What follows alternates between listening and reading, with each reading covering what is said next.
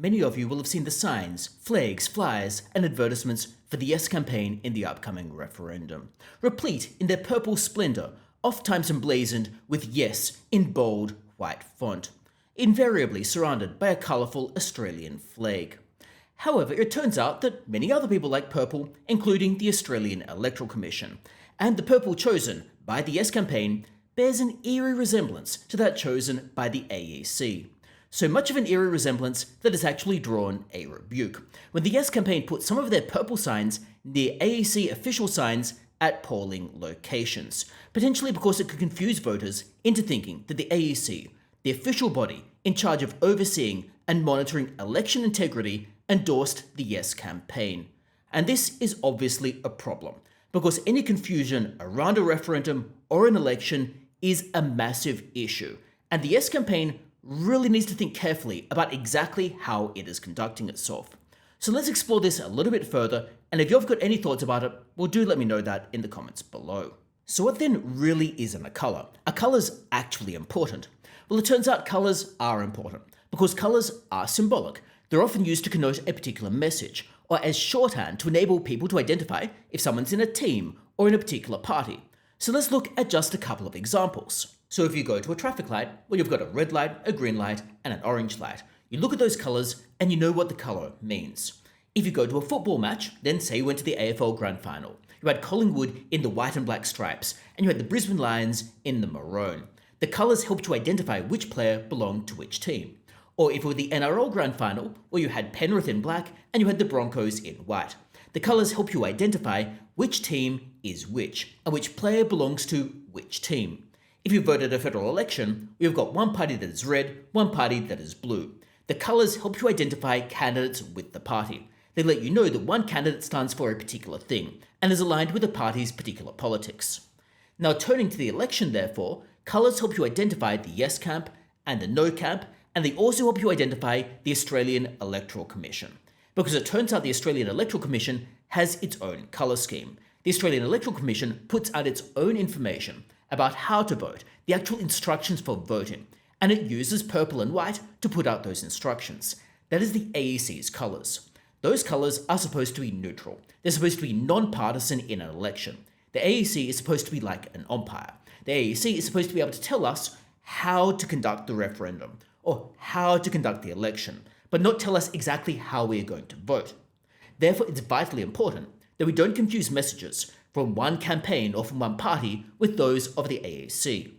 Now turning to the election therefore, it would be a problem if either the Yes camp or the No camp were to potentially pass itself off as the AEC, either intentionally or unintentionally. However, unfortunately, that seems to be the situation we are finding ourselves in. There was an incident recently where the Yes campaign put out purple signs using a very similar tone of purple to what the AEC, the Australian Electoral Commission, uses for its how to vote and information signs. This made it look as if the Australian Electoral Commission was encouraging people to vote yes, which would obviously be a major problem, because if the Electoral Commission, which is in charge of running the elections and has an aura of authority, is telling people to vote in a particular way, well, it could clearly be persuasive, and therefore it is a massive concern if the Yes campaign is making itself look like the AEC, whether intentional or unintentional. Now, the AEC became aware of this in this recent incident, and the AEC instructed the Yes campaign to take down the offending signs. The AEC tweeted out its letter, which states, "The AEC today became aware of a campaign signage outside at least one early voting centre for the 2023 referendum that could potentially mislead voters about the source of the campaign message.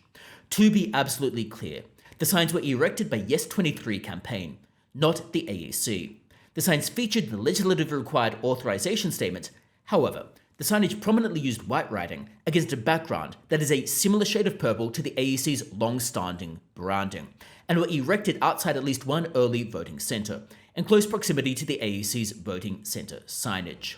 The combination of using purple and white colours in proximity to the AEC signage could mislead a voter about the source of the signage, and by extension, the source of the message on the signage. Accordingly, when we were alerted to this signage, the AEC requested the Yes 23 campaign to rectify the situation by ensuring their signs were not placed in proximity to AEC voting centre signs.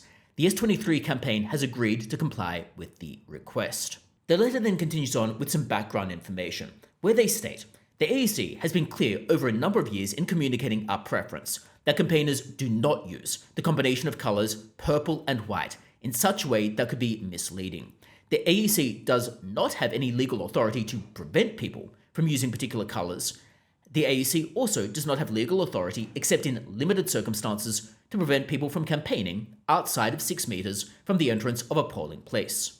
While the AEC officers cannot remove signage that could be misleading regarding the source of the message, we expect our request to the authoriser of the signage to be complied with, i.e. the AEC is suggesting that it might name and shame Yes23 if they fail to comply with its request. The AEC is basically getting at the idea that neither of these campaigns, neither Yes nor No, or any of the electoral parties, should be using similar colour schemes to the Australian Electoral Commission. However, the Australian Electoral Commission does not have the legislative authority to prevent them from doing so.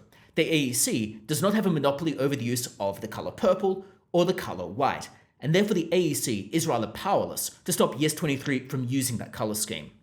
Now, one might wonder, if you look throughout all of the branding collateral for Yes23, a good portion of it has been in purple.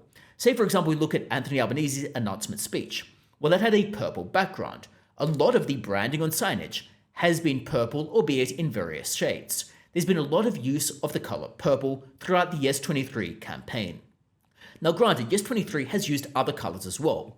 However, a large number of the signs and a lot of the more prominent colouring, particularly in the announcement by Anthony Albanese, was in that shade. Now, this of course creates a bit of a problem. One does wonder whether parts of Yes23 chose that colour because it would be seen as similar to the Australian Electoral Commission. One wonders whether there is a strategic thought behind it to make it look as if this were aligned with the government electoral authority, and therefore make it look like Yes23 was the default option. That is, Yes23 might have been trying to pass latch on to the credibility that the Australian Electoral Commission would have, and they might be seeing the use of that colour as perhaps sending a signal to voters that they should trust the Yes23 campaign. Now, that might be a cynical interpretation. Maybe you disagree with that interpretation. Maybe you're more generous about it. However, one can't help but wonder whether that was going through the mind of some of the branding experts involved in the Yes23 campaign. By contrast, for example, the No campaign has been primarily using black and orange colouring, which certainly could not be confused with the Australian Electoral Commission. Now, of course, there could be an innocent explanation. After all, the purple signage is certainly more vibrant, it's more eye-catching than the black and orange signage of the No campaign, but nevertheless, it is a little bit confusing. Now, this of course begs the question of what exactly should you do as a voter? Well, obviously you should be very careful about what signs you read and where the signage is coming from. You should critically evaluate any messages that are coming out, because there's a lot of misinformation circling around. There's a lot of obfuscation, a lot of outright lies, a lot of information that is simply wrong and misleading. And you need to critically evaluate that information. Furthermore, if you see signage that is confusing, either from the Yes campaign or the No campaign, you can report that to the Australian Electoral Commission, and the AEC will try to get the campaign to comply with a request to take down that signage. But overall, you really just need to be very cautious about everything you're reading, and you need to critically evaluate every single message to make sure you're not being misled.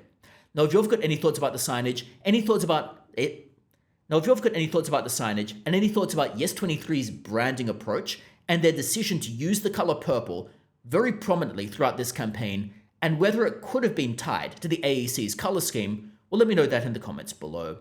But otherwise, thanks a lot for tuning in. Don't forget to subscribe, and hopefully I see you next time as well.